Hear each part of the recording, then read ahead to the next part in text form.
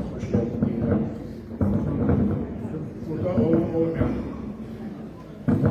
herkes bilir ki ben tanıdıklarımın içinde Mehmet İlgar erken adamdır ki, yine şəxsdir ki, onun qəlbində kim yok.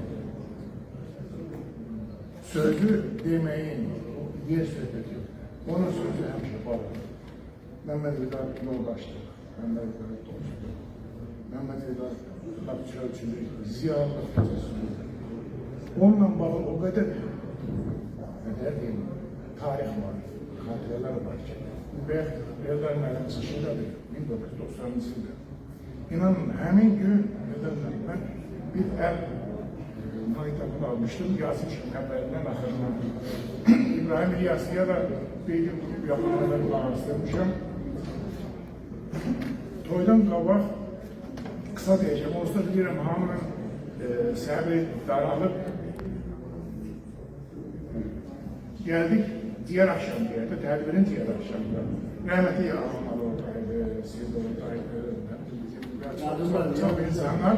Ahırı ağamalı sahip duranmadı, sazı çığırdı, bir meyhana dedi. Yazmışım, bende zapislik var. Dedi ki, bu kardeşler olması dedi, öz yerinde, Fatma benden küsür. Dedim, ama ne diyorsun?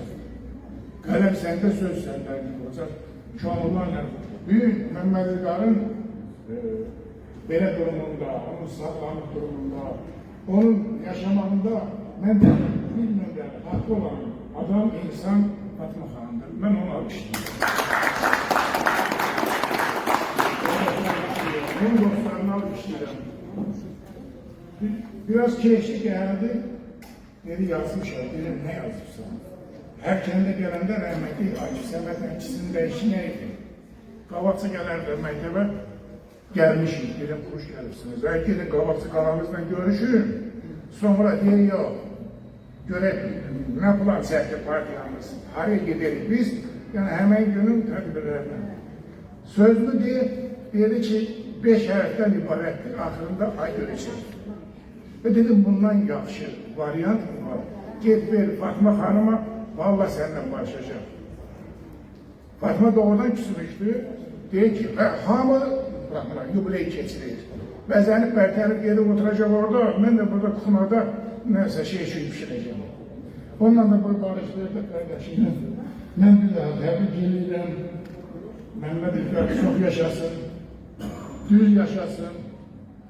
Onu sevenlerin hamısına göz aydınlığı verirəm. Vaxtımızı almaq istəmirəm.